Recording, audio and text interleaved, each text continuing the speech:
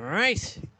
Week 7, college football already underway. We normally record the show on Thursday, but sometimes we have to delay till early Friday, like we're doing this Friday morning. And uh, so we get the opportunity to kind of comment a little bit on what happened last night. And that was crazy. Yeah. I mean, I feel real bad for the West Virginia fans, and you know, even Neil Brown. I mean, they've done such a good job this year. They were turning the corner. Not to say it's season's over, but you just wonder what this could possibly do to derail their season, because it was turning into a special season, and then to have a Hail Mary is just that's bad. It was bad. Like you say, you do feel sorry for Neil Brown. He's been in the hot seat the last couple of years. Looked like he got himself off of it this football season. But all he needs to do here, Greg, is just focus on getting to a bowl game. He gets to a bowl game, and then suddenly those flames are no longer there. And if he's a good coach, and I believe he is, he'll get his football team past this and focus on the fact that they did come back to take the lead in the waning seconds of that football game. Just Yeah. I mean, it was incredible what they did to play before that. That was really phenomenal to Yes, it allow, was. yeah, to have that happen like that. So it was a quite a football game. And then you might realize how much money changed hands That's uh, true. once and twice. Once when obviously when West Virginia scored, and the other time when Houston scored. But then also on the other side of the spectrum was the National Football League game when Kansas City kicked the Oh late yeah, field goal, and that's then how right. much money changed hands on that field goal? Yeah, where did they go off at? 10 and a half. It stayed at 10.5. Wow. Yep. Wow. Yep. Fell 11. Yep. Well, that was maybe one of those nights that could have been a 50-50 night, or it could have been a disaster, or it could have been a great night. I guess it all depends. It's all relative, and it just shows you, especially since it's the beginning of the week. I wouldn't want to be on the bad end of that type of night to start the week. That almost would be like an immediate, like, okay, maybe that big bet I was about to make on Saturday, maybe I won't make it so big. So, Well, it's in the hands of the football gods, obviously. And all I'll say is this: I give credit to the odds maker. What a great job he did setting the lines in those football games. They were right there, right down to the last seconds of each football game. So, never ever question the odds maker. And it's my philosophy that I don't look at a line and say, that's off, that's bad, that's good, this is way too many or way too less. I just handicap the games as the lines maker puts them out there because as well as anybody, he knows what he's doing. In fact, he knows a whole lot more of what it is he's doing than most of us do. yeah, what I do each week actually, and I've started doing this the last few years. It helps me to feel like I'm not waiting to find out, uh, almost like a reaction. I'm being proactive by this when I go over each game. Okay, what would I what do I think the line should be? And then it makes, so for instance, let's say if I think we were talking yesterday on your show about the USC Notre Dame line, and I asked you what you thought Right. the line was, and were you surprised? And I said that because I thought that line would have been either like Pick'em or USC favorite. I thought so. So when I saw Notre Dame too, that's right there an initial way for me to say to myself, well, I thought they should have been this, or I think it should be this, and if it's that, well, then I should take that. That doesn't always mean I will, but it's just it gives me an indication, early indication of where I would probably side on a game. Well, in this world that we live in today, uh, next week's lines are out there to be seen, Yeah, that's right. Yeah, what I mean? So you can evaluate all that. And that's that's what we true. discussed on Yeah, the show yesterday is the fact that line was picked before they played the football game, and it got adjusted to 2.5 points, largely because of the outcome of Southern Cal. And I think also the rhetoric about their defense, about their lack of defense. But it's nice to be able to compare that. And we do a lot of that with Andy Isco on our show, especially in the NFL side of things when he looks at that's line right. moves, line moves of what they were sent out as opposed to what they're going to be. That doesn't take into account, of course, for injury situations like you'll have in the Cleveland Browns game Oh with yeah, that with Deshaun Watson being out. I mean, I this can't this believe it ballooned to 10. it's unbelievable. It's absolutely unbelievable. And I've got so many. I know we're talking college football here, but I've got so many things inside of my database that all point to Cleveland in this game. They're on Cleveland. They're against San Francisco. Frisco's off 3 consecutive home wins in a row. The Browns are a rested home underdog getting more than 6 points. That's a murder angle. And then you look at the Cleveland Brown backup quarterback. You know that theory we always talk about, the backup rallying around the That yeah, team. well, You know why? Oh, they're going to go to the other. Who would be the backup this time? it's going to be PJ Walker. Okay. So they're going to go to another backup quarter. Yes, Okay. they are. And here's the ironic thing about him is that, and I have a database on him, and he's made 3 starts at home in the National Football League in his career, and he's won and covered all 3 of those games. 2 of them straight up as underdogs. One of them is a 12-point underdog. So, I'm not going to back away from Cleveland here. I'm just going to sit back and take the value is what I'm going to do. Yeah. Well, if anybody out there wants something positive about San Francisco, I'll give it. And again, I get all of this from the playbook guide. Uh, Cleveland 1-12 against the spread as a home dog versus 600 or greater opponents. Oh, you just put a pin in my balloon. Okay. There you go. And Yeah. 0-1 this year in the Oh same boy, there you spot. go. Well, never with PJ Walker. Okay. But no, not with PJ Walker. So, and how about this one too? 0-9 against the spread as dogs of more than 5 after scoring 10 points or less. Wow. So those are Sort of big ones. That's atypical that's because, 1 for 21 combined. yep. Well, So you that's you even things sort of, out a little bit. yeah, I think it dampens it a little bit, but I'm still going to play the situation for what it is. And this is still a Cleveland Browns football team that has the #1 ranked defense in the National Football League on top of all this. So, And I'm gonna. I'm. It's good that we talked a little NFL because I'll have an NFL report that I'm gonna post for the first time. Just kind of go over some of these trends that I'll look at each week. So I'll definitely incorporate this part into the show, into the report. It'll be a very short one, but let's also keep in mind that now I'm hoping to take advantage the way that Victor did with the Dallas Cowboys in Week 2, and Aaron Rodgers went down, and he was able to get the line on the NFL contest at 3.5, and the line eventually went up to like 9, and so he got 3.5, and he ran yep. away with it on his NFL contest. Well, I'm hoping I better get the same luck as Victor because my 2-star pick this week was San Francisco. Well, you got the value in the line. There's no Yes. question about that. So, Yeah. at the very least, you have to feel good about doing just that. Yeah. All right. So let's talk some college football as far as what's going on. Even starting tonight, there are some good games, and we're always going to do uh, every conference. We're going to talk about futures, including the Heisman. So we'll update all of that. We'll go over the top under the radar games, top upsets of the week, and so forth and so on. So, boy, I must say though, as we go into this SEC talk, Mark, have to talk about what happened last week overall because it was like a week where the juggernauts like Georgia and Alabama and those teams and Ohio State, going up against teams that want to, hey, we can pull an upset, Maryland and Kentucky and Texas A&M. No, no, no, no, no, no. That's not going to happen. This is still about the big boys. This is still about, if we've been dominating here for a while and we're not going away so easy. That's the kind of week it was. And not only did the teams like Alabama and Georgia win, but Georgia just decided to wake up and demolish Kentucky. So it's like, okay, yep, this is college football. We're back to we're back to square one. A little bit of that Georgia incentive might have been Mark Stoops sounding off against Kirby Smart, and the fact that he has the benefit of all the boosters and alumni money behind him, and they buy the best players in the country. He could have kept that for after the game. Yes, absolutely. I mean, there's no sense in giving them locker room material like that. And you also had the other side of the coin where they were winless 0-4 to the spread. They're going to bust out of that sooner or later.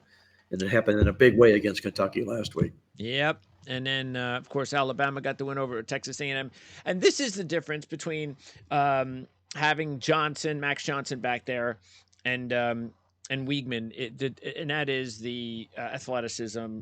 Johnson is very much like his father. You know, he doesn't have any mobility, and we saw that with the sack and the safety that basically ended the game. And he's a very good backup. Again, I'll say it again. He's one of the better backup quarterbacks in college football, and should be starting somewhere. But when he has to step up in competition like this, and unless he gets the opportunity to maybe play Ohio State quarterback football where they never get touched, it's not going to be beneficial, and that's what happened. And Alabama took advantage, and the quarterback actually played a little bit better than normal. Maybe that's the start of him getting some playing time and experience. And then Burton just went off and almost had 200 yards receiving. Yep. It makes me wonder. You make that statement about Johnson, and a little bit like his father, and you wonder when when God decides He's going to sort out His genes and everybody that's going to have a presence on this earth, and he'll look at this kid and he'll say, okay, athletic, yes, we'll check that box. Mobility, no, he gets no mobility. No. Yeah, unfortunately, Yeah, yeah. So, but exactly. hey, get the fathers, get the smarts, Yes. and all that stuff. Because without that, he's probably not even an FBS player. No, So, exactly right. yeah, so he does inherit that. Okay, so that's basically what happened. And of course, you got now Arkansas is playing Alabama this week out of the big boys. You got Georgia at Vanderbilt. And by the way, I was just as I was saying, I actually took Georgia in the game. I don't usually go with the big spreads, but the reason was when I was going over the predictions for it, I was going 40, and then when I saw 30, I was like, oh, okay, I'll take Georgia if they're only given 30. But then I looked and saw that they beat Vanderbilt the last 2 years by 117 to nothing margin, and it made it a lot easier for me to give 31 points. But the Alabama Arkansas game, I'll tell you what, there was something about it that was bugging me as far as I don't know. I mean, Arkansas has had this losing streak and they haven't looked all that great. But Alabama coming off the win over Texas A&M, they got Tennessee next week. It's homecoming. Yeah, but it's Alabama. I mean, I just can't do it. I can't take Arkansas. But I did see, and we'll talk about this is a nice little preview for your pick of the week that we're going to post on your channel, on the Playbook Experts channel. When I saw that, I went, okay, I'll do Arkansas. That sounds good to me. Cool. Not to win the game, but to cover the spread because it is Sure. 20. So Well, it's a solid handicap to Arkansas, unquestionably, with Alabama coming off of what they did and Arkansas on this losing streak per se. But what I like about the game as much as anything is that you have a nice edge, I think, at the quarterback position with KJ Jefferson here against Milroe, who's still learning the football game. And you got a hungry Arkansas football team here. So I think Alabama maybe comes back to the earth a little bit, back to the pack in this game. and also they have been competitive over against Alabama the last 2 years. Yes. So that's and that is with the same a lot of the same players, especially the quarterback as you mentioned. Okay, so the other games to mention: Texas A&M, Tennessee. That's one of the bigger games in the conference. And quickly, just going over this one. Jimbo, here's this wouldn't really put me over the top with Tennessee because there are a lot of good trends that do side with Tennessee this week. But this one put it over the top because last week it went right against Jimbo Fisher. And that is Jimbo Fisher is now 2-10 straight up, 2-9-1 against the spread as a dog of fewer than 5 points. And what was he last week? A dog of fewer than 5 points. Well, you look at this and you've got obviously it's these week after week. There's always a great matchup in the SEC, and this is one of them this particular week. Uh, but I'm looking at this Tennessee football team here, and I'm seeing how well they played at home here of late, and they've got the rest factor here in this football game as well. I know they have the big game with Alabama coming up on deck next week. You do have A&M off the loss. I think it's kind of all sides of the A&M in this football game for them to come a little bit harder than perhaps Tennessee will. Yeah, the thing with I do wonder how Texas A&M reacts because their season's pretty much over now as far as what their dreams were. So I think that might work against them. And yeah, for Tennessee, they've already got a loss, so they can't afford to look ahead Yep. to Alabama. So, you better win this game this week. But like I said, there are a bunch of other trends. There's like five of them that I'm looking at that all favor Tennessee actually in this one. One of them is Tennessee 6-1 against the spread last seven as a home favorite, 2-0 in that mark this year. Florida at South Carolina. Florida 0-2 straight up and against the spread on the road this year, and they've been dogs both times, and they've lost by a combined 57-25.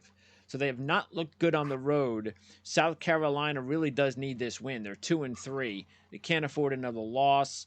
And let's keep in mind the three losses South Carolina's had: North Carolina, Georgia, and Tennessee. So they've lost against some really good football teams. I'm taking South Carolina in that game. Well, we're going up against a lot of history here, obviously. Florida's beat this team 29 of the last 32 games. But the same thing was said before when they played Kentucky, and it Yeah. didn't matter. You're looking Times at are the changing. Yeah. times are changing, the players are changing, and the times. All that matters is who's on the field for this particular football game. In South Carolina, you got a team. They're only 1-2 in the Southeast Conference right now, so they kind of need this game like Yep. blood. They can't fall to 1-3 and expect anything prosperous moving forward with them like this. And there's a great stat that we put in our newsletter this week, and it's about the Florida Gators. And it's when they come off a win and they take on an opponent that's off a loss, they're 0-12 to the spread. Oh. Yep. So, Okay. there's some stuff that does point to South Carolina here. So if you want to fade history, you can line up with the Gamecocks here, and who I think are the right side of this football game. And then a couple other games. You have Auburn at LSU and Missouri at Kentucky. And I'm actually going to take both dogs in this game in these games. Auburn, they've lost two straight. They are off a bye, and I think that's important. They got rested. They're taking on an LSU team. Over the last few weeks, they have been through hell and back with these games. I mean, there have been like crazy high scoring games that have gone down to the wire. And I think that has to play against LSU a little bit. It's 11.5 as well. And then what put it over the top for an actual upset possibility. First of all, you do have Auburn's defense against LSU's offense, so that's a nice little matchup there. And I usually like to side with the defense in that contest, but more importantly, the dog in this series has won outright 5 out of the last 7, and that's years. They've played 7 straight years. Auburn's won 5 out of the last. Excuse me, the dog has won 5 out of the last 7 outright and covered all 7. Well, that's real nice. It's a big dog series, no question about that. Uh, what I also like inside this game is the fact that last year, take a look at the stats. Auburn out-yarded LSU by over almost 150 yards in the game, yet lost the football game. And believe me, the players remember that. And now you've got, when you put it on the scales, as you mentioned here, let's line up the defenses and compare the defenses. There is no comparison. Yeah. I mean, this Auburn defense far outshines this LSU defense here. So I think you've got a hungry dog here with reason to come to play in this contest here against a name and reputation favorite in LSU. I think Auburn is the right side of this football game. Yeah. Let's talk about the other matchup before we move out of the SEC. That's Missouri and Kentucky. It's homecoming for Kentucky. They're a 2.5-point favorite in this one. And I don't know. This to me is just really more of a gut. I don't have a whole lot of trends or anything like that to work on. I just think that, this is, we just talked about West Virginia and they almost pulled it out. And we've kind of been mirroring both programs this year. And I'm Drinkwitz in the same position as Brown. And I'm kind of thinking that, I know they had a tough loss, but that's LSU and they're a great team. They're still offensively. So it was a tough matchup for them. But I'm just going to go ahead and give Missouri a shot here. They haven't won a whole lot of games on the road with Drinkwitz, and that's been the issue. I mean, he has to win these road SEC games more. He has like 2 quality SEC road wins since he's been there, one against LSU and one against South Carolina. So I really think that this is one that he needs, and we'll see. We'll see how Kentucky responds after getting just annihilated. Well, I think Drinkwitz might have the best team that he's had since he's been at Missouri. Absolutely. They're playing really well right now.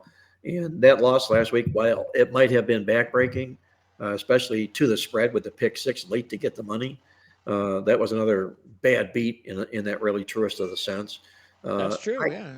yeah, I can't fade the form of Missouri in this football game here right now. They're playing really good football, and Kentucky may have been exposed for a little bit of what they lacked this year in a contest like this. I think the points are really attractive in a contest like this. You Uh, know, I'll probably do some more. Maybe someone else will do some more homework on this, but I've just noticed that there have been a lot of issues with these teams that have taken in these transfer quarterbacks. They just haven't. It seems like a lot of them just have had issues where it's just there's no smooth like, hey, this guy's really good over there. He's going to be really good over here. I mean, really, Kentucky has just been running the football. I mean, Leary has had a couple of good games, but he doesn't look like a pro quarterback. I mean, that's what he was a couple of years ago, but he hasn't shown that. And I can say the same thing about, I mean, look at their Djokovic, the kid from Pitt, who was the boss. I mean, they've had enough of him already. That's how bad he's played. And he was a quarterback prospect a couple of years ago when he was over at BC and Notre Dame to begin his career. So I've seen this happening, and yeah. So that's something that I think might be interesting to keep an eye on, are how these transfer quarterbacks actually and look at North Carolina State, Armstrong. They just dumped him last week yep. for a kid went out there, made his first start. We'll talk about that in a little bit. And they brought his offensive coordinator back. So they had the coordinator that was there with new. The quarterback is new. You figured, oh, this is going to be great because they were awesome together a few years ago at Virginia. Well, they were terrible this year offensively. So yeah, I don't think it's going to be one of those things where it's going to be such a quick fix anymore. Well, you got to look at the transfer portal for what it is, and you bring these quarterbacks in. They're just simply quick fixes. They're a placebo, to fill a hole in a football team. And more times, often than not, because it's a quick fix, they don't mix, blend, or fit with the football team. Now, there's exceptions, like Sam Hartman's doing real well, I think, at Notre Dame, because he's a good quarterback. But these other circumstances where you're bringing these big name quarterbacks in and they simply lay eggs, and I'm not at all surprised to find that these teams that rely so heavily on transfer portal quarterbacks end up becoming disappointed. Yeah, I think I can see it being better if they're there for a second year, but the Correct. quick, let's bring them in for a year and see if it works. I don't know. I'm not seeing it working so much. All right, let's go to the Big Ten. And like I said with the SEC, the big boys just proved themselves once again. Ohio State and Michigan, uh, and they're both heavy favorites again this week. Michigan at home and Ohio State on the road. Keep in mind, Ohio State just 3-7-2 against the spread. Their last 12 is a road favorite. 0-1-1 this year in that spot. Michigan, meanwhile, they've actually struggled, if you want to say, but they have kind of with Indiana. Indiana's kind of given them fits over the years. So I wouldn't, as much as I liked Michigan last week, I don't like them this week, especially now that they're back home. They seem to be better on the road than they are at home, which remember, before they went on the road, they were kind of sluggish, 0-3-1 against the spread at home this year. So just keep that in mind. But it's not that J.J. McCarthy's lighting it up. He certainly isn't looking like a Heisman candidate. He's done nothing. Michigan is just winning, and it's not even like Blake Corum looks like a Heisman guy now either. It's just that they're so, I don't know. I mean, they're obviously well coached, and they've got the program, and everything is just kind of, it's almost like Alabama in a way now. It's like they're just winning because they've got everything running at like a well-oiled machine, that even without all of the glitz and glamour of a high-powered offensive this or offensive that, they're still steamrolling teams. Well, what gets me is I want to know. I'm going to cut right to the chase and go to the end of the football season when Ohio State does play Michigan and what should be an historic type matchup. Is it going to play out that way? Right now Michigan seems to be the better football team. They opened up against a much softer schedule, but they're just disposing of teams, especially in the defensive side. And if you watch the Ohio State game against Maryland last week, you'd have thought Ohio State was going to lose the football Yeah, game. yeah, that was yeah. I'm saying you're thinking this in the third quarter, Third midway in quarter. the third Yeah, quarter. Yeah. yeah. Yet they some way come back and win the game and cover the spread. It was mind-boggling. Sort of a Jekyll and Hyde football team Ohio State is this year. So uh, I'm going to look at the Purdue side of the Ohio State game. If for no other reason, the 5-0 Fat Cat works against Ohio State in this game. And this is a Purdue football team that's not very good, but Ohio State could certainly play down to their level. All right. The big game in the conference is going to be, by the way, Penn State is a heavy favorite against UMass, is the Wisconsin Iowa matchup. And Iowa just, it you know, I'm not sure people give Kirk Ferentz enough credit. Now, he continues to make the one wrong decision, and that's because he's letting his personal feelings get in the way Yes. on the offensive side of the ball. But uh, they're just such an ugly, especially the last several years, they've just had the most ugly offense, and they just find ways to win. Now, they did get Caleb Johnson back last week, and he comes back, their top running back, and what does he do? Puts 134 and a touchdown on the board, and that's all they needed because the quarterback that is filled in for McNamara is just awful. I mean, this kid's a big boy, by the way. He looks like a linebacker or an offensive lineman playing quarterback, but he's got a 37% completion percentage Oh so boy. far. I mean, that's pathetic, and yet they just continue to win. So Iowa 5-1, Wisconsin 4-1. This is the big matchup now for this division, and who's going to end up in the championship game. The only trend that sticks out for me is Wisconsin has covered 8 straight as a home favorite of less than 12 when revenge is on the table off back-to-back straight-up wins. Wisconsin is given a lot of points in this one, though. It's a 10 number, and Iowa is 3-1 on the money line. Well, it's a 10 number for the right reasons, Greg. Iowa just cannot muster an offense. It's a football team that's pathetic. I mean, not bad, pathetic. And they get worse each week. They don't improve any at all. You got the revenge factor here for Wisconsin, and you got a football team that at least can muster up some offense and whiskey here. I can only look one way in this game, and that would have to be at the Badgers in this contest. Yeah, Iowa has been outgained by 5 of 6 opponents. The only team they have outgained was Western Michigan, a MAC team. That's it. Wow. ACC, let's talk ACC football. And Florida State is taking on Syracuse, and they are a heavy favorite. But this is like Georgia for me. I thought this line was going to be like about 24. I'm a little bit surprised at 17, and here's why. I think Syracuse. I think we see what's going on here because it's staring us right in front of our faces. Last year they started 6-0 and 5-1 against the spread, and they lost to Clemson in that really exciting game that they probably should have won.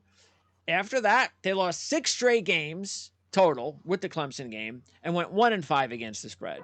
Well, they started this year 4-0 straight up, 3-0-1 against the spread. Who did they lose to? Clemson. What happened the very next week? They got blitzed, and they have now lost the last 2 by a 71-21 margin. What does that say to me? Take Florida State, because Syracuse, if this is just, it's telling you, they're one way or another way.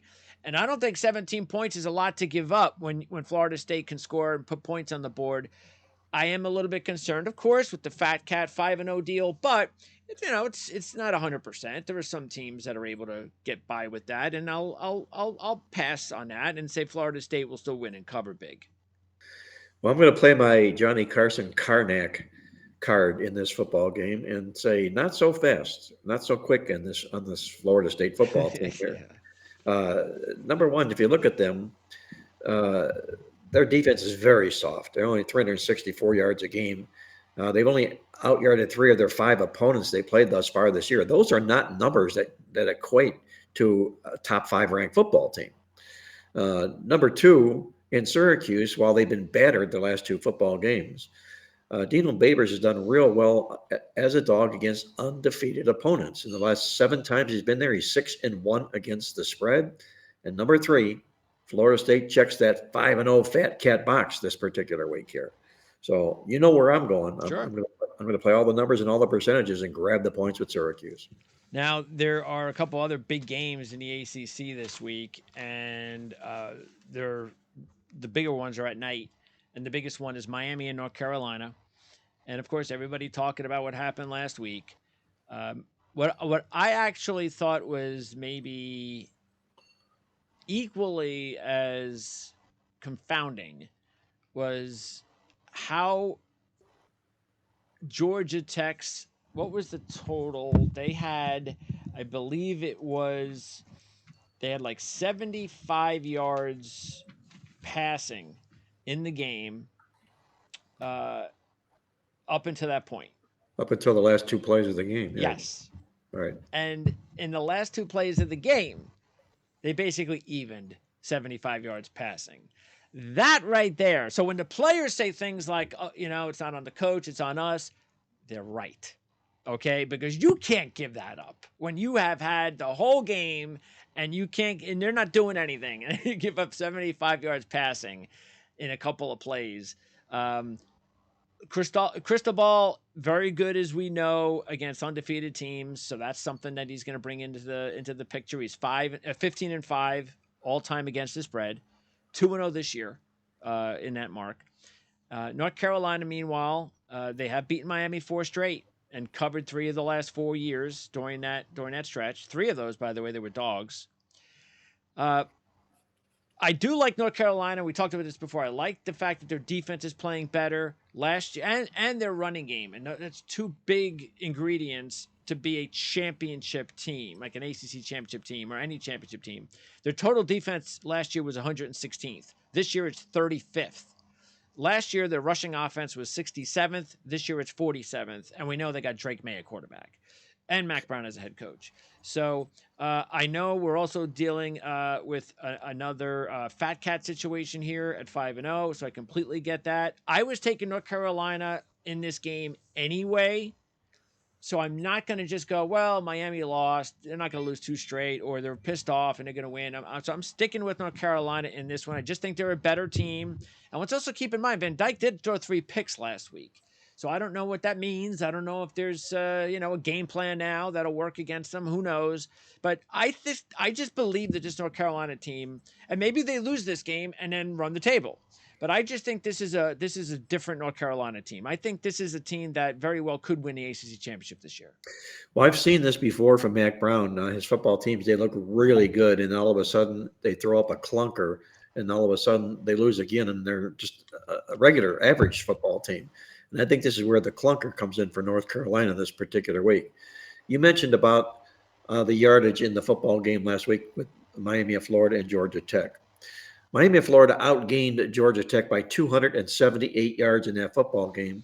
And had they taken the knee and gotten out of there like they should have, they would have out-yarded them by 350 yards in the football game because those last 2 plays were 75 total yards. Yeah.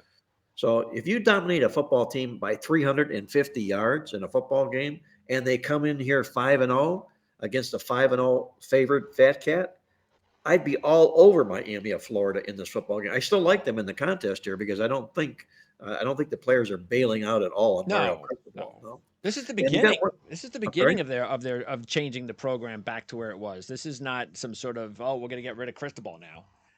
Well, they can't afford to get rid of him. No, he ain't going anywhere. $62 million to buy his contract out. No. My goodness. I mean, what an job that agent did. But and by the way, another example of because he's very much like Steve Sarkisian in a way. Excellent recruiter. Yes. But he's had a lot of issues as a game manager, as an actual head coach coaching football games. That's not his expertise.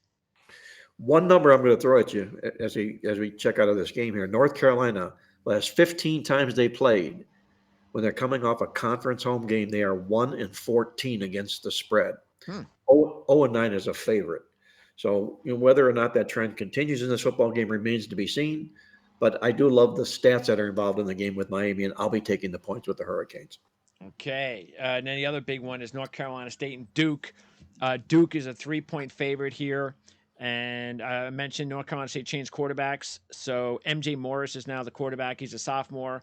And he is going to bring a life to the offense like he did last week. He had 4 touchdowns, 265, big plays, but he threw 3 interceptions.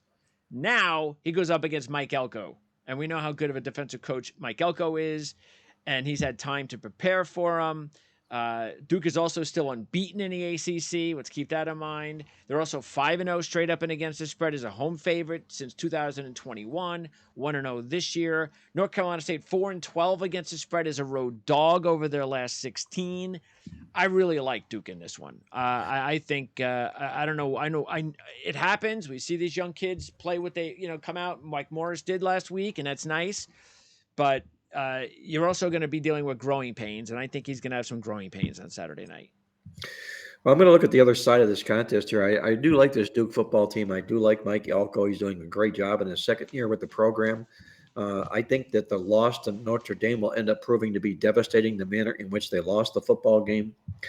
And one stat you have to look in this contest here is the last 16 times Duke has been a single-digit home favorite. They're only 2-14 to the spread, meaning that when a competitive team comes in there, they can't handle that situation here. And I'm still not giving up on Dave Doran at NC State.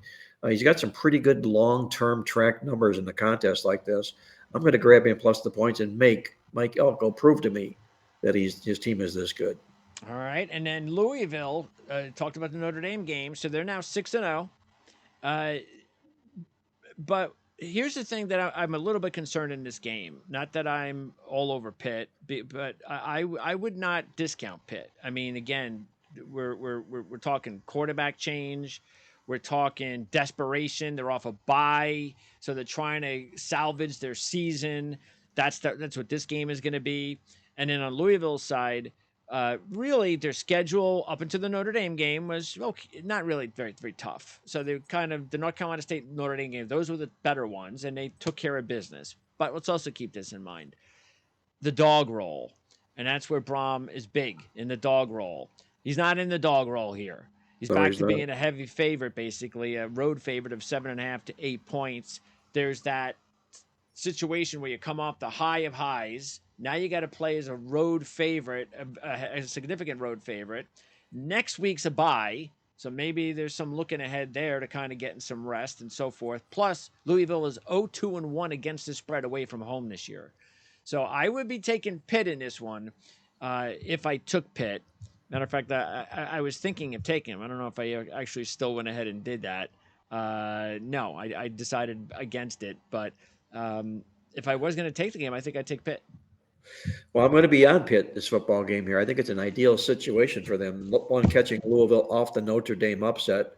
In our newsletter, our playbook newsletter this week, they fit our awesome angle of the week involving teams fading them as favorites after upsetting Notre Dame.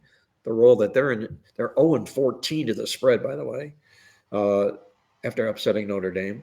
The other side of the coin is you look at this Pitt football team here. They've only beat an FCS team. They're 0-4 straight up and against the spread against FBS teams this year. So hence the quarterback change and everything Oh else going yeah, on like that. that's right. But I also keep in my database a track of teams that went bowling last year, and I like to follow their progress the following season in various situations. Well, the situation that Pittsburgh is, they've been bowling each of the last 2 years, and they're 0-4 to the spread to open up the football season here, 4 consecutive ATS losses. Bowl teams with 4 consecutive ATS losses in this particular situation, being the dog that they are a terrific play. They really tend to bounce out. You had Georgia in that role against when they destroyed Kentucky.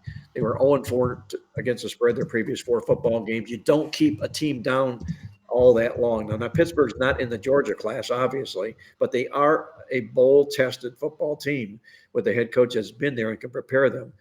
I'm with you. I think Louisville lets down in this football game. They play down to Pitt's level. And I think Pitt pulls the upset.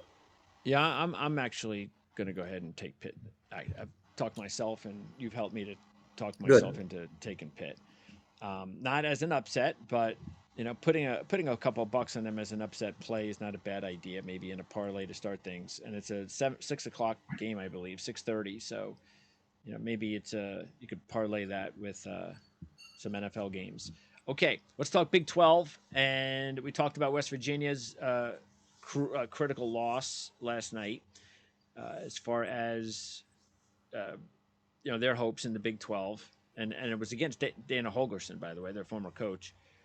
By the way, a couple of trends got squashed with that Hail Mary. Houston had dropped 5 straight against the spread at home after a bye, so they you can look at that and remember that maybe next year. And then West Virginia had covered 5 straight on weekdays, so the Hail Mary screwed those two. But let's talk about the Big 12. First of all, we got to talk about Oklahoma, Texas, and what a really crazy, exciting game that was. I think what we saw, Mark, was I think we saw just a good, exciting college football game of good teams, but I don't know if I'm looking at either team as a championship team. I'm not seeing it. Oklahoma's defense did a good job. They were basically handed that game and almost lost it. I mean, Texas was doing everything in their power to let Oklahoma win that game. Uh, with the getting stopped fourth down and deep into territory, turnovers, all sorts of crazy stuff, and they still needed that last second touchdown. And Gabriel, man, he's okay, but he's a little erratic for me. I mean, I'm not like sitting there going, "Oh yeah, Dylan Gabriel, man, that's my championship quarterback." But anyway, it was a huge win for Oklahoma after what happened to them last year. It was an awful first year with the new coach, and it's a big win. Again, I'm not overly impressed with Oklahoma. And this just shows you too. Again, Texas is Texas, and Steve Sarkisian. And I also was surprised. Quinn Ewers just has not elevated his game this year. He had a good game against Alabama, but I don't know. I haven't been overly impressed with him this season either. So all it is maybe just a typical Big 12 game. Where you got the two best teams in the Big 12, but when was the last time a Big 12 team won a championship? Well, there's some pretty competitive teams in the Big 12 this year, but I agree with you. I don't think there's a stick-out team. And whether Texas or Oklahoma emerges from the Big 12 title game, it's still not going to be enough, I don't think, to get them into the college football playoff, unless, of course, Oklahoma is undefeated. Then Yeah. there'll probably be a case for them there that way.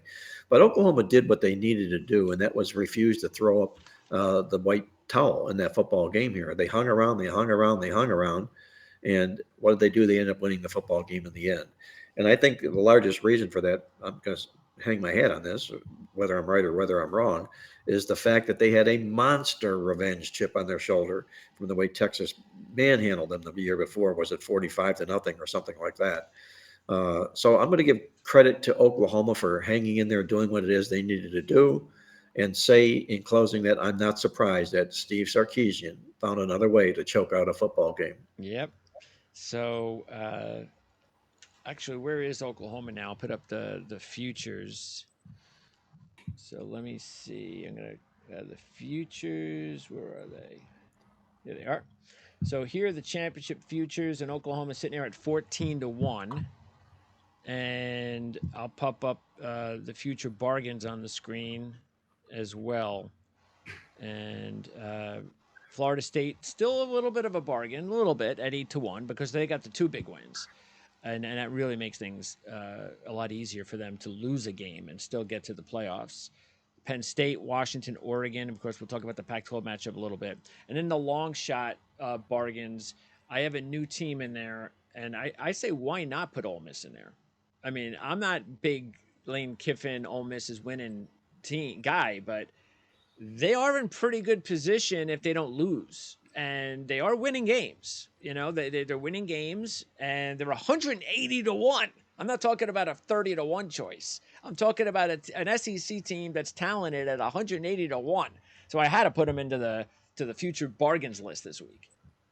Well, at this stage of the football season, the teams that you want to put in there are teams that you have to figure if they're going to go on a roll and win out, and it gets them to a championship game, a conference championship game, will it be enough then, that win, to get them into a playoff? And you have to check that box for Ole Miss, for the Rebels. That's a big, big, huge price. And who's to say they can't roll the dice moving forward here? Not a big Lane Kiffin fan, but he does have a lot of talent there this year. All right, so just running out the Big 12. I'm going once again with Matt Campbell, just like last week. As long as he's a dog, I'll keep taking him. 27-11 as a Big 12 dog. And again, we know what happened to Oklahoma, but he came back and won the game last week against TCU. Cincinnati 0-3 straight up against the spread in their last 3 games, and Cincinnati's a 5-point favorite in that one. I also like BYU in the same spot as a 5-point dog against TCU because BYU under Kalani Sitake, their head coach, they're 19-8 against the spread as dogs of 12 or less, and 2-1 in that spot this year. TCU, meanwhile, it's starting to look like they're not all that great. Their wins, their best win is Houston, SMU. They've lost to Colorado, West Virginia, Iowa State, so they really haven't proven that they're all that much better than BYU. And they're 0-7 against the spread as a home favorite of 2 or more, while back-to-back straight-up losses. And then Kansas is a game I really like. They're only a 3-point favorite. And I know Daniels isn't playing again, but and I know it's not in Kansas, and that's the thing I'm a little bit concerned with is the fact that this is a road favorite situation. Kansas isn't used to that. They were a big favorite at Nevada a few weeks ago, and that game was a 4-quarter game, so that worries me. But they had 400 yards on the ground last week against Central Florida, and Oklahoma State is the 88th ranked rushing defense. So even though Daniels isn't there, they should just be able to run the ball on Oklahoma State. And Oklahoma State had a nice upset last week against Kansas State. I don't think they have back-to-back upsets in them. I don't think they're that good. So that's why I like Kansas. And the big game this week, other than the one we talked about, is Kansas State and Texas Tech. And really, both teams can't afford a loss, especially Kansas State if they really have aspirations of winning the Big 12. They've won 6 straight against Texas Tech, 5-0-1 against the spread in those last 6, and they are a 1.5-point dog on the road. Well, I would say with regard to the BYU TCU football game this week, check out your midweek alert. And it would be like John Hardoon looking at the sheets and looking at the way that these two horses are coming into this football game. And you would notice here that BYU is really winning football games in the phoniest of fashion. I think they got out yarded well over 100 yards in their last win. Yep. And TCU is in the stats destroying football teams again. All of a sudden, TCU is looking a little bit more now like TCU of last year than they started out this football season being this year. So you've got a collision of two teams going opposite ways in the stats in that football game. I don't think I'd be in a hurry to get to BYU in that football contest. The other games that you mentioned here, Kansas State, Texas Tech, I think, like you said, you hit it right on the head. The winner of this game will prove themselves, move forward. The loser will probably sputter and end up in a real minor type bowl game. It's difficult to lay points on the road with Kansas State, and we're both huge fans of the head coach there. But Texas Tech is on the come right now. And I think I'm going to stay with Texas Tech in this football game at home to see if they can't continue to be the football team that everybody expected them to be at the beginning of the year. All right, let's talk about the Pac-12 and the big one outside, the Pac-12 with USC taking on an independent. And so everybody's going to be on this one. USC Notre Dame. First time USC's a dog this year. They've only been a dog once under Lincoln Riley. That was the Utah road game last year, and they lost that game by 1 point. Notre Dame 1-5 against the spread as a home favorite under Marcus Freeman, including losses to Marshall and Stanford. You have a USC team, though, 0-10 against the spread as dogs versus an opponent in a revenge situation. And you have the third-ranked pass defense of Notre Dame against the third-ranked pass offense of USC. And the reason I'm taking Notre Dame isn't because I just really like this Notre Dame team, but it's because there does just seem to be something, a wrinkle, something, a chink in the armor with USC's offense lately, especially what we saw last week. They got outgained by Arizona.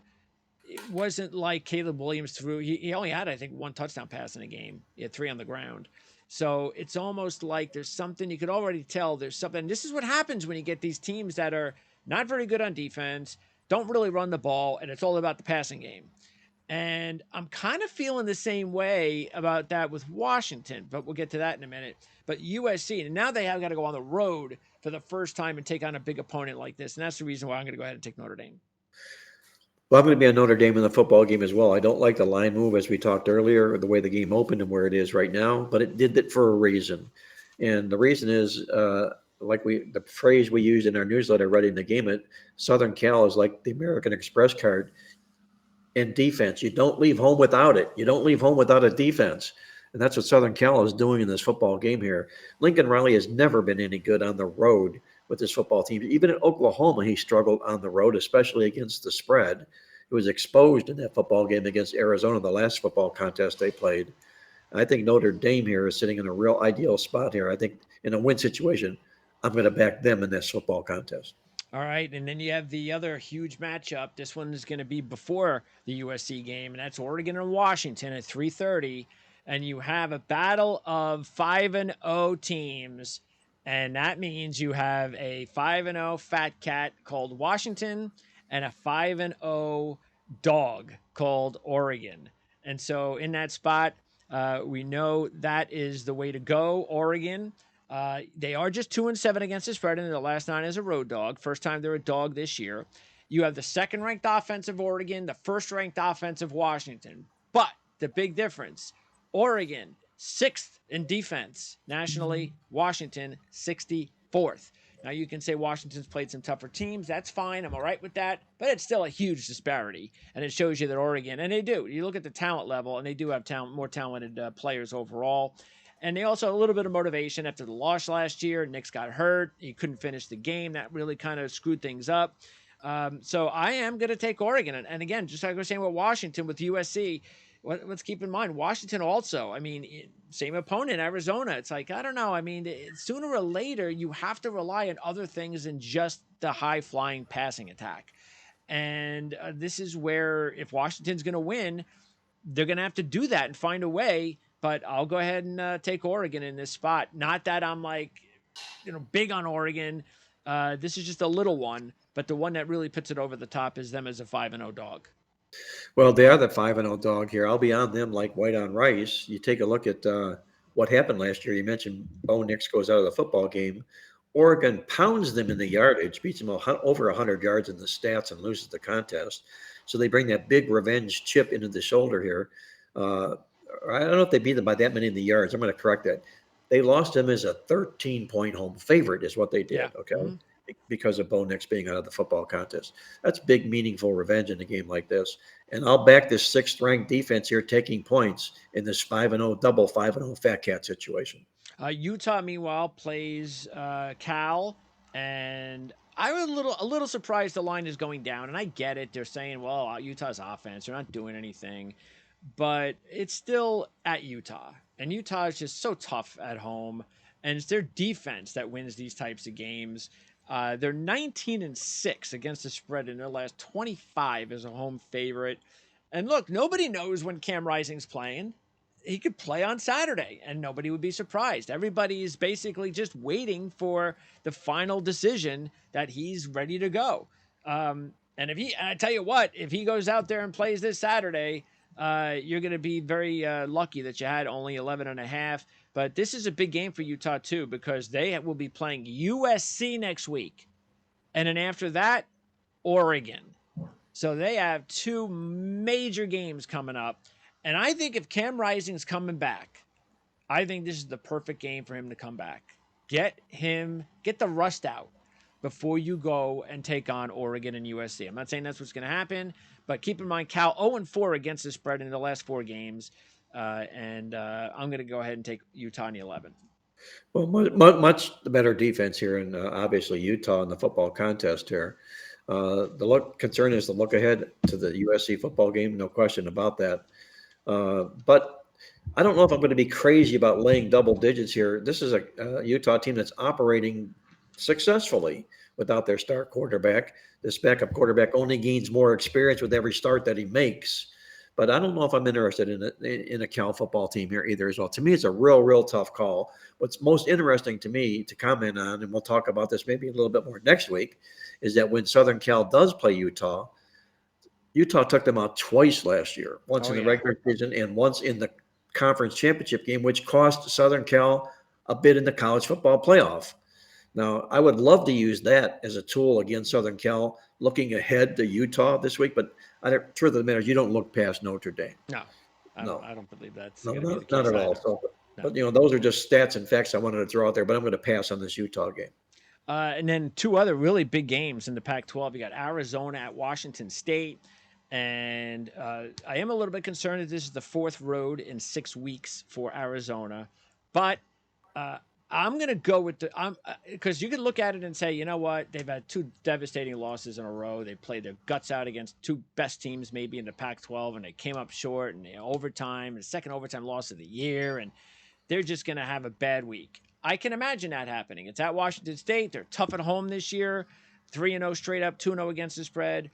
But I'm going to go with the other. I think maybe they're sick of losing, and they're going to go out there and they're going to just keep plugging away, and they're going to prove that they're a good football team, and this is a different Arizona team, and Delora might actually come back. I don't think it matters. We all seen the kid Fafita can do. We talked about that a couple of weeks ago. That I didn't think it was going to be a big deal if Fafita played or not, because they have Jed Fish there, and he's done a great job of quarterbacks, and he's done a great job already with this kid Fafita. But they have a running game in Jonah Coleman. They have receivers in Cowan and McMillan. Cowan had 4 touchdown passes receptions last week. So, and their defense actually was pretty good. They didn't let Penix have a big game 2 weeks ago, and they only gave up 1 touchdown pass last week against the Heisman Trophy Award winner. So Arizona's defense is actually okay.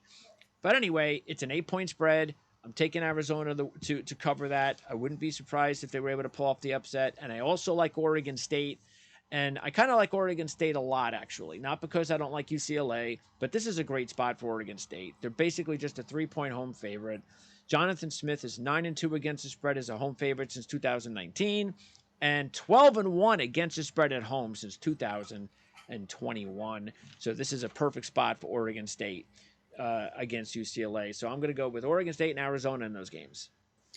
Well, Oregon State's really proved their worth at home, unquestionably. You look at the last 2+ seasons; they're 15-1 straight up, with only 1 point spread loss as well. They protect their home turf as well as just about anybody does. But I'm just a little bit fearful of the caliber, the potential of this UCLA football team as a dog. The visitor team has been good in the series, especially as the underdog. So I'd take the points if I had to play the game, but I'm not thrilled about that at all. As far as the Arizona Washington State game is concerned, I look at Arizona as like they're playing with house money right now. This is a football team that nobody thought anything of to begin the football season, and all of a sudden, here's the kids that are playing footloose and fancy free every week. They come off a confidence building, if there is such a thing, overtime loss to Southern Cal last week. And you take a look also at the series here. It's been all dog in the series here. I got to grab the points with Arizona in this contest. They're 6-1 to the spread in this series. Arizona is when they come off the loss. Give me the points with Arizona once again this week.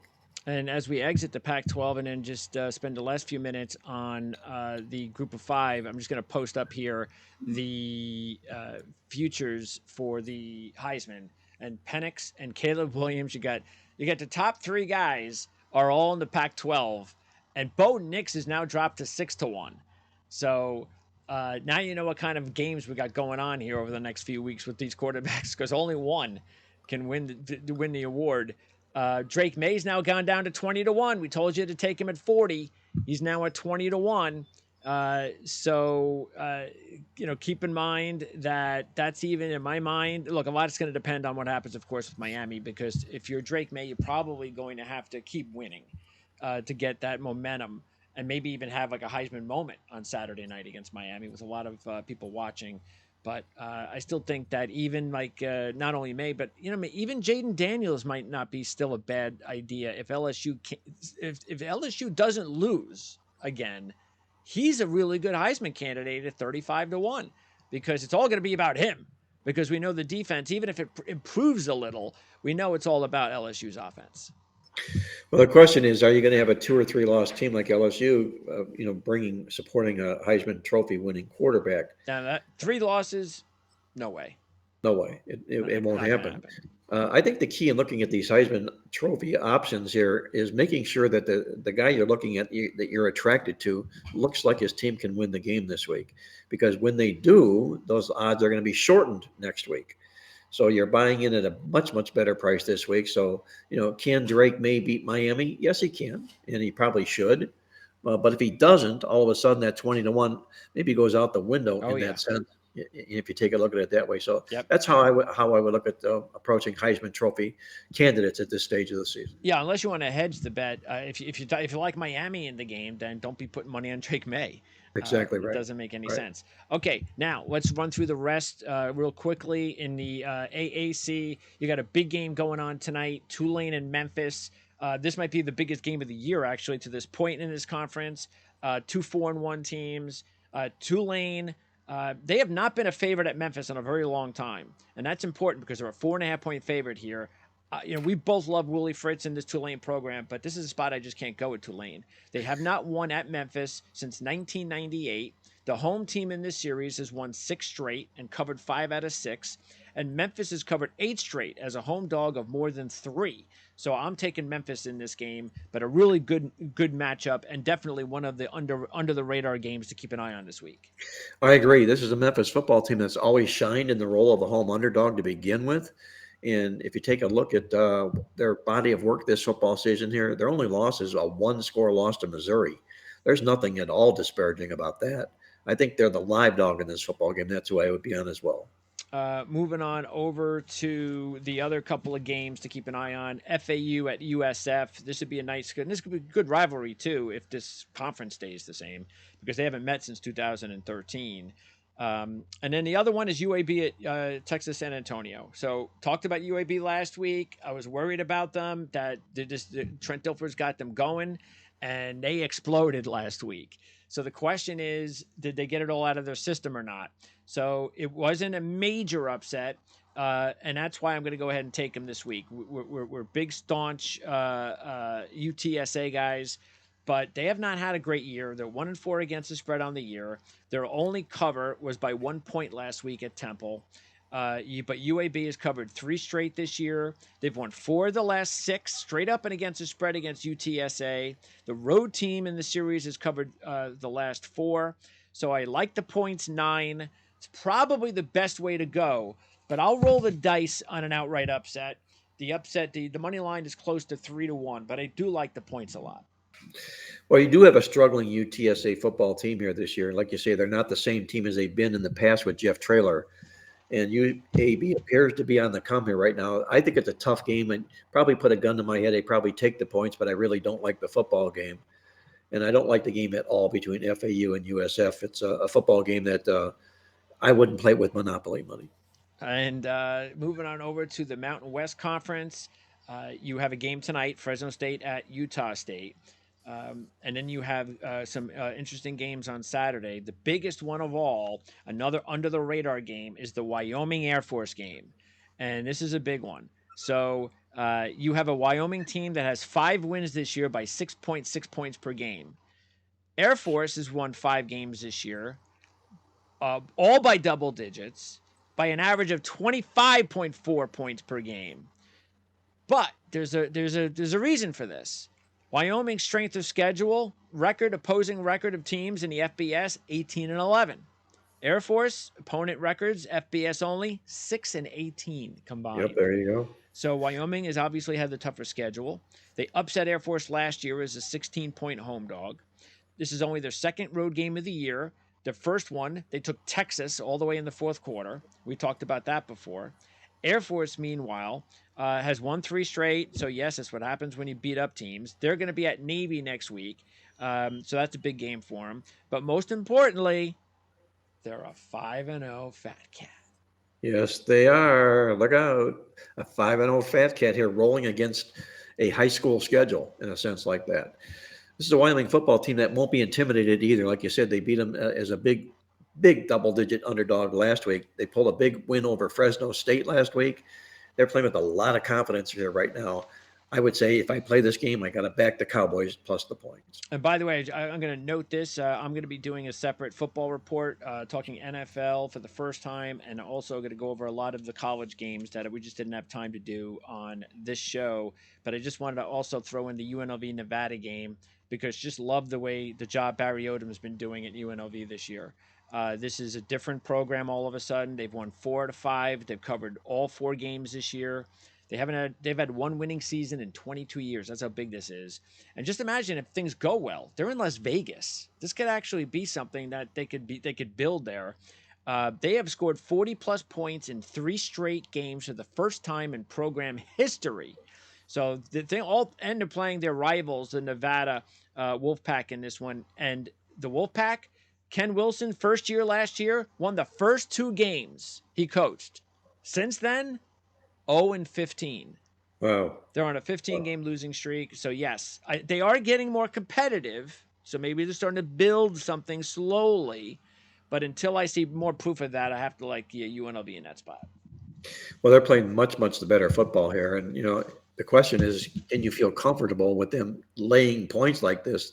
The old, ugly UNLV team that they were, now all of a sudden out there in this kind of a role against a Nevada team that's really falling apart by the threads. I can only look at UNLV in the contest. And in the Sun Belt, Georgia Southern and James Madison is the big matchup there. I don't know why the line would jump from 3 to 6 unless some rich guy put a whole bunch of money on James Madison, because I thought the quarterback got hurt, and I went to the headlines. I didn't see the quarterback hurt. Why did the game go from 3 to 6 in the middle of the week? It just didn't make any sense to me. And I like Georgia Southern at 3, so I get 6 now. And I think both teams are good. I've been making money on George Madison this year, so I like George Madison, but this is a good Georgia Southern team, and I think this is. And then let's throw in the big one, 2 big ones. James Madison last year started 5-0. Who did they lose to as a 13-point road favorite? Georgia Southern. As a 5-0 fat cat, go ahead. I'm sorry. And they're a 5-0 fat cat again this year, just like last year. And they're 1-9 all time against Georgia Southern to boot. So yeah, there's a lot saying Georgia Southern in my mind. I agree 100%. It's checking a lot of boxes here for Georgia Southern in a football game. And James Madison is becoming a name and reputation type team here. They've done really well since they entered the FBS last year. A lot of people want to jump on the bandwagon here, but they're also beginning to lose money here.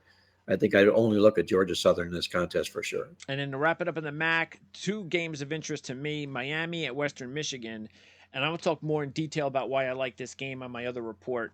But just keep in mind, Western Michigan has beaten Miami 8 straight times. And their head coach, Lance Taylor, in my mind, from what I've seen, is a head coach on the rise. But the other game is the bigger one, and that's Ohio at Northern Illinois. And Ohio is a 6.5-point favorite in this one. And I do like Ohio. I mean, I'm just going to keep going on Ohio. Northern Illinois is a running team, and Ohio has the 6th-ranked rushing defense. And Northern Illinois is just 6-19-1 against the spread in their last 26 at home. Well, Northern Illinois is a really good dog, but it's all road dog, nothing at home. So I agree with you on that assessment. And you look at the Miami Western Michigan game, it's this thing we call Dia, dogs in action doing it again, dominating dog. Well, Western Michigan is the dominating dog in this series here. And Miami's coming in here laying points here. I can only take the points with Western Michigan as well. Yeah, Western Michigan, by the way, 12-1 against the spread in their last 13 games as MAC dogs of more than 3. Well, there you go. 1-0 this year in the same spot. Nice. All right, now I'm just going to pop up the under-the-radar games, and we talked about them all, so I'm going to ask you, since there's only 2, well, actually, there are 4 group of 5, and I got a couple who I believe are under-the-radar Power 5, so which one would you want to not miss? From a viewing standpoint, correct? From a viewing standpoint. Yeah, the game on this list I would say that I don't want to miss might be the Missouri-Kentucky game. One, because we have 2 quality Southeast Conference programs here. Kentucky just getting smashed and Missouri getting nipped in a really, really tough fashion here. And I think the winner of this game will continue to surge forward, where the loser might go back into the pack here. So he'd be the guy that I would want to watch. All right. And then I'm going to pop up my picks, which you actually don't want to be looking at so far this year. We're on a little bit of a losing streak, even though my record is 7 games over 500. So my model, it usually works in a different way for my benefit, but it's actually working against me this year, which is unusual, but it's early. So here's my picks, and I want to put that up there because those are my upsets in there as well. So out of my upsets, I only have 2 this week, Mark, as far as double digit upsets. So I added just my single digits in case you didn't like either of the double digit upsets. So what are you going to go with? I'm going to go with Auburn plus the 320 over LSU for a lot of the reasons we talked about. The fact that they dominated LSU last year, LSU's defense is nothing close to Auburn's. I think they've got all the potential in the world to win this game. And if I had to take a look at your other list there from those teams there, I would probably have to side with Georgia Southern over James Madison. Not getting a big take plus 200, but at least I think they're a dog that can win the game. Mark, appreciate it as always. Again, your weekly Against the Spread podcast is available now on Playbook Experts, the YouTube channel. You can go to playbooksports.com. All of the links are in the description of this video. And we'll do it again next week. Yeah, I look forward to it, Greg. Be well, stay safe, and enjoy the games.